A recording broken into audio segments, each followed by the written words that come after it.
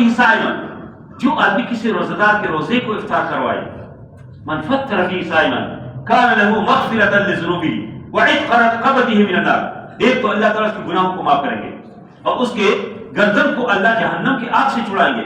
ہم سب چاہتے ہیں کہ ہمارے گناہ معاف، ہم جہنم سے بچ جائیں، ہم جنتوں میں جائیں، تو نبی کریم صلی اللہ علیہ وسلم نے اس کے لیے یہ طریقہ بتایا کہ تم کیا کرو، من فطر فی صائم، جو کسی روزدار کے روزے کو افطار کروائے تو کان لہ مغفرۃ لذنوبہ، اس کے گناہوں کو اللہ معاف کریں گے، وعتق رقبتہ من النار، اور اس کے گردن کو آگ سے، جہنم کی آگ سے اللہ چھڑائیں گے۔ تو صحابہ نے پوچھا کہ یا رسول اللہ لیس کلنا نجد ما یفطر به الصائم، ہم میں سے ہر آدمی نہیں پاتے کہ کسی روزدار کو روزہ افطار کروائے، کسی کو گھر لائے، کسی کی دعوت کرے، کسی جگہ دسترخوان بچھائے، ہم تو یہ نہیں کر سکتے۔ نبی کریم صلی اللہ علیہ وسلم نے فرمایا کہ یعطی اللہ ھذا الثواب، اللہ یہ ثواب تو سب کو دیں گے کہ من فطر صائما، جو کسی روزدار کے روزے کو افطار کرے، علی مسقۃ لبن، علی مسقۃ لبن، دودھ کی ایک گھونٹ سے، اور دودھ سے مراد لسی بھی، عرب دنیا کے اندر لسی بہت زیادہ پیتے ہیں افطاریوں میں، اور یا علی شربۃ من ماء، ایک پانی کی ایک گھونٹ، ڈرنکس، کسی کو آپ نے جوس دیا، کسی کو آپ نے پینے کی کوئی پانی پیش کیا کہ یہ پیو، اور یا فرمایا او علی تمرۃ، یا کھجور کی ایک ٹکڑا آپ نے دیا، کھجور، تو اللہ تعالیٰ یہ اجر آپ کو دیں گے کہ اللہ تعالیٰ جہنم کی آگ سے چھڑائیں گے۔ دیکھو یہ ایک آدمی جو خوش نصیب لوگ ہیں جو دسترخوان لگاتے ہیں، خوش نصیب لوگ ہیں جو مختلف شاہراہوں کے اوپر، جیلوں کے باہر، اسپتالوں کے باہر دسترخوان لگاتے ہیں، بہترین لوگ ہیں جو لوگ گھروں میں راشن دیتے ہیں، خوش نصیب ہے تو خفیہ جا کے لوگ گھروں میں راشن دیتے ہیں، خوش نصیب لوگ ہیں جو پیسے جب سے نکالتے اس مہینے کے اندر کہ بیگ میں پڑے پڑے کیا کروں گا، کل مر جاؤں گا، بیگ میں پتہ نہیں میرے بچے سے کیا کریں گے اس پیسوں سے، خوش نصیب لوگ ہیں۔ اور آج کل تو الحمدللہ آج رفاہی ادارے، مختلف رفاہی ادارے، اس کے ذریعے سے آپ دنیا کی جس کونے میں آپ پہنچانا چاہتے ہیں پہنچا سکتے ہیں۔ جماعت اسلامی الحمدللہ، الخدمت اور بہت سارے ادارے، آپ چاہتے ہیں کہ آپ کے پیسہ کشمیر پہنچ جائے، اردو لوگ افطاری کرے تو ذریعہ موجود ہے، آپ پہنچائیں۔ آپ چاہتے ہیں کہ فلسطین پہنچ جائے، آپ کے پیسوں سے لوگوں افطاری کرے، موجود ہے۔ خیبر کی ہم نہیں کہہ سکتے کہ یا اللہ ہم تو نہیں پہنچا سکتے، لیکن چلو اگر ادھر نہیں دیتے، آپ کی پڑوس میں پتہ نہیں کتنے لوگ ہیں، کتنی بیوائے ہیں، کتنی یتیم ہیں، کتنے غریب ہیں، کتنے لوگ ہیں جو بیچاروں کے لیے سحری کے لیے کچھ نہیں ہے، کتنے لوگ ہیں جن کے پاس افطاری کے لیے کچھ نہیں ہے۔ اس لیے ان لوگوں کو اپنی افطاریوں میں، اپنے پیسوں میں، اپنی مال و دولت میں ان کو یاد رکھے، اور اللہ بہت دیں گے۔ اللہ کی بہت وسیع دربار ہے، اللہ کے دربار میں کسی چیز کمی نہیں ہے۔ قرآن میں اللہ نے فرمایا وما انفقتم من شیء فهو یخلف، جو کچھ تم اللہ کے راستے میں خرچ کرتے ہو اللہ اور دے گے، فهو یخلف، اللہ کا وعدہ ہے کہ اللہ اس کا بدلہ آپ کو دے گے۔ اور بخاری شریف کی ایک بہت مشہور روایت ہے کہ نبی کریم صلی اللہ علیہ وسلم نے فرمایا، ابو ہریرہ اس حدیث کی راوی ہے کہ ہر روز صبح کے وقت دو فرشتے اس زمین کے اوپر تشریف لاتے اور ایک فرشتہ جو اعلان کرتے ہیں اللہم اعط منفقا خلفا، یا اللہ جو منفق ہے، جو آپ کے راستے میں خرچ کرتے ہیں، اللہ اس کو بدلے دے دو، اللہم اعط منفقا خلفا، اللہ جو منفق ہے، جو خرچ کرتے ہیں اس کو اور دے دو۔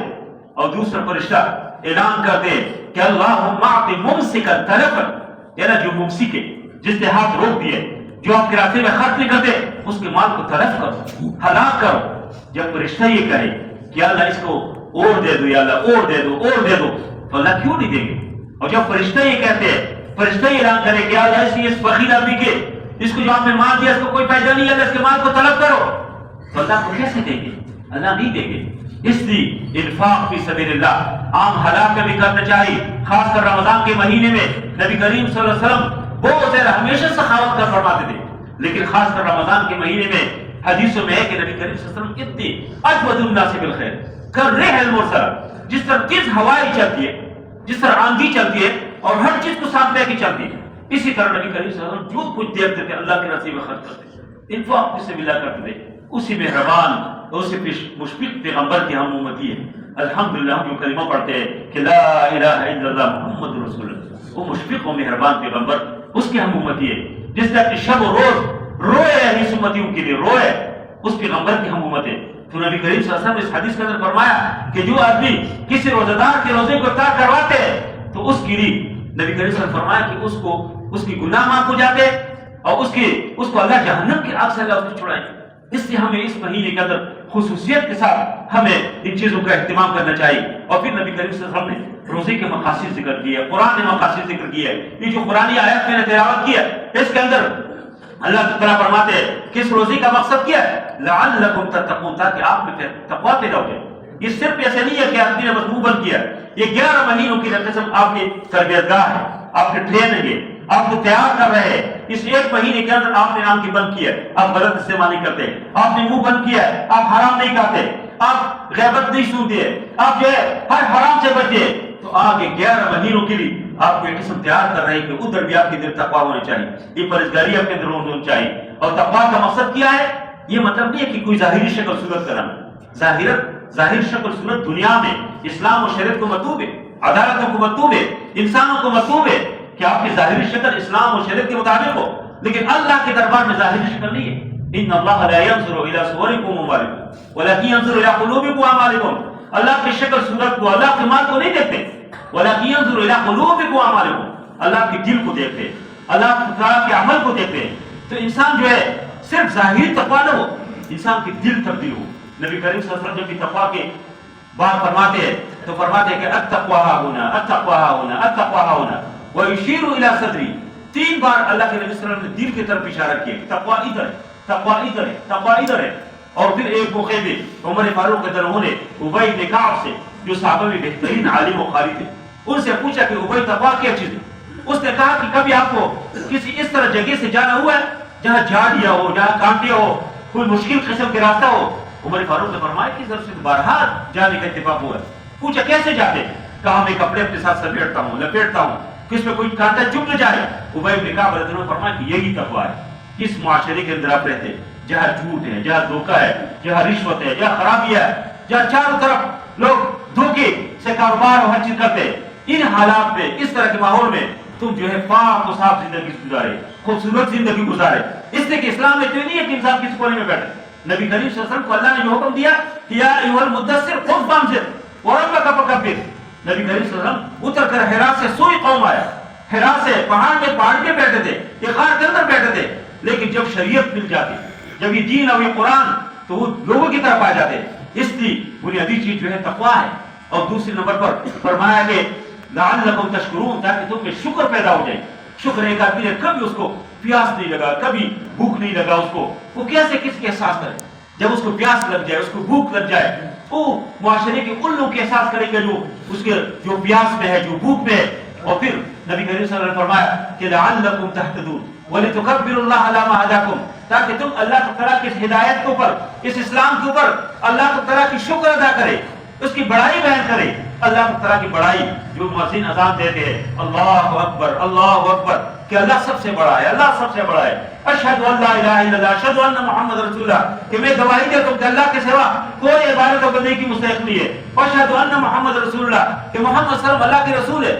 اور یہ جو حی علی الصلاۃ حی علی الفلاح، کہ نماز کی طرف آ جاؤ، کامیابی کی طرف آ جاؤ. اور پھر کہتے اللہ اکبر لا الہ الا اللہ. یہ بڑائی صرف مسجد کے اندر نہ ہو، جس طرح ادھر آپ مؤذن کے منہ سے اللہ تعالیٰ کی بڑائی سنتے، یہ بڑائی ہر جگہ ہو، بازار میں بھی ہو، یہ عدالتوں میں بھی ہو، یہ حکومت کی ایوانوں میں بھی ہو، ہر جگہ انسان یہ سمجھے کہ حکومت اللہ کے تعالیٰ کے، اللہ کی ذات سب سے اہم ہے، اس کے اختیارات سب اس کے ہے. اور یہ ہماری زندگی اور ہماری یہ جو کچھ ہے یہ اللہ تعالیٰ کے ہمارے پاس اعتماد ہے، یہ چیزیں ہونی چاہیے. اور یہ انسان کے عمل سے ثابت ہے. لیکن دیکھو اس طرح نہیں ہے. آج جو ہم پریشان ہیں اس کا وجہ یہ ہے کہ آپ دیکھیں لوگ اذان ہو جاتے ہیں، ایک آدمی آرام سے اپنی دکان پہ بیٹھا ہے، اس لیے وہ یہ سمجھتے ہیں کہ اس دکان میں کامیابی ہے.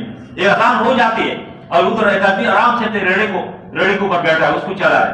اور ان کا خیر کس پہ کامیابی؟ حتیٰ کہ رمضان کے اندر بدبخت لوگ ہیں کہ جس نے شربت کی دکانیں کھولی ہے، لوگ کو شربت پلا ہے. بہت سارے لوگ جنہوں نے ہوٹلوں کو کھول دیا اور لوگ کو کھانا کھلا رہے. ایک اسلامی ملک، ایک مسلمانوں کی ملک جہاں پر چاروں طرف مساجد ہے، اذانیں ہے، اللہ تعالیٰ کے دین کے لوگ یہاں پر موجود ہے، دینداری ہے. اس کے باوجود ایک آدمی نے اپنی دکان کھولا. اور ایسے لوگ جو رمضان کے اندر آپ دیکھیں کہ وہ کسی کو کھلا رہے اس کی بالکل بائیکاٹ کرو، آئندہ اس کے پاس کبھی نہیں جائے. اور میں تو سمجھتا ہوں کہ حکومتوں کی ذمہ داری، یہ پولیس والوں کی ذمہ داری ہے. ان کی وردی جلانے کے قابل اگر اس کی تحانی کے حدود میں کوئی روزہ کھاتے ہیں یا کھلاتے لوگوں کو اور پلاتے لوگوں کو، اور یہ پولیس والے اس کو دیکھتے ہیں، یہ تحانی والے اس کو دیکھتے ہیں، اس کو کچھ نہیں کہتے. بہت افسوس کی بات ہے کہ ایک اسلامی ملک، ایک اسلامی جو جمہوریہ پاکستان اسلام کے نام پر حاصل شدہ ملک اور ادھر اس طرح صورتحال ہو. اس وجہ سے وہ لوگ جو یہ سمجھتے ہیں کہ کامیابی میں وہ پریشان ہی رہتے, وہ کبھی جتنے بھی کماتے. مجھے ایک نوجوان سے میری ملاقات ہوئی, میں اس سے اکثر فروٹ خریدتا تھا. ایک دن مجھے کہا کہ میں بہت پریشان ہوں. میں نے کہا کیوں؟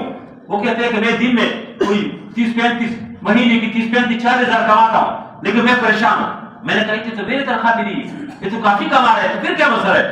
اس نے پھر بتایا کہ میں شادی شدہ ہوں, میری ایک بیٹی ہے, لیکن میرے غلط تعلقات ہیں. صاحب بتایا. اور اس نے بتایا, میں نے کہا تم مسجد نماز میں گر جاتے؟ کہتے نہیں. تو جب مسجد نہیں جاتے ایک نوجوان, ایک مسلمان, ایک مومن, ان کا خیر ہے کہ بس سب کچھ دکان میں, سب کچھ کاروبار میں ہے, تو کیسے وہ کامیاب ہو جائے؟ اس نے میرے بھائیوں, یہ چند دن کی زندگی ہے, مختصر زندگی ہے. کتنے لوگ ہیں جو گزشتہ رمضان میں عیسیٰ کو اوپر بیٹھے ہوتے تھے, ابھی نہیں ہے. اور ادھر رمضان تک پتہ کتنے لوگ ہوں گے. اس لیے ہمیں اللہ کو تعالیٰ کو خوش کرنا چاہیے, اللہ کو راضی کرنا چاہیے. ہمیں سب کچھ, ہمارے پاس جو کچھ ہے اللہ تعالیٰ کی امانت ہے. ہم اپنے آپ کو بھی اللہ کی سپورٹ کریں, اپنی زندگی میں اللہ کی سپورٹ کریں, اللہ کو خوش کرنے کی کوشش کریں گے. تو جب ہم مریں گے تو مجھے امید ہے کہ موت کے وقت فرشتے اللہ تعالیٰ کی طرف سے ہمیں کہیں گے کہ یا ایتھا النفس المطمئنہ ارجعی الی ربک راضیۃ مرضیہ فادخلی فی عبادی, کہ میرے بندوں میں داخل ہو جائے, وادخلی جنتی, میرے جنتوں میں داخل ہو جائے. جب آپ کو قبر میں رکھیں گے تو قبر کا حد نگاہ اللہ کو شادہ فرمائیں گے, اللہ وسیع فرمائیں گے. قبر کے اندر اللہ جنت کی نعمت کو نصیب فرمائیں گے. اور اس کے بعد محشر کی جو میدان ہے, پوری صراط کی جو میدان ہے, یہ مختلف مراحل ہے, اس میں اللہ رحم کا معاملہ فرمائیں گے, کرم کا معاملہ فرمائیں گے. نبی کریم صلی اللہ علیہ وسلم کے ہاتھوں حوض کوثر کی پانی اللہ کو نصیب فرمائیں گے, بہت بڑی سعادت ہے. اور پھر جنتوں میں وسیع جنتیں جو شیطان نے ہمارے آنکھ کی بند کی, اسے ان وسیع جنتوں میں انبیاء, شہداء, صدیقین, صحابہ کرام, فقہاء, محدثین, ان کی ملاقات آپ کو مل جائے, اور کی اچھی چاہیے. اس لیے چند دن کی زندگی ہے, شیطان آپ کو دھوکے میں نہ ڈالے. چند دن آپ مشکل برداشت کریں گے تو مستقیم پھر مزے کریں گے. اللہ تعالیٰ ہمیں اسلام اور دین اور شریعت کے مطابق پاک و صاف و خوبصورت زندگی اللہ نصیب فرمائے. ہماری صلاحیتوں کو اللہ تعالیٰ دین کا غلبی کے لیے اور دین کی اقامت کے لیے استعمال کرنے کے اللہ توفیق عطا فرمائے. وصلی اللہ تعالیٰ علی خیر خلقہ محمد و علیہ وسلم برحمتہ یا ارحم الراحمین.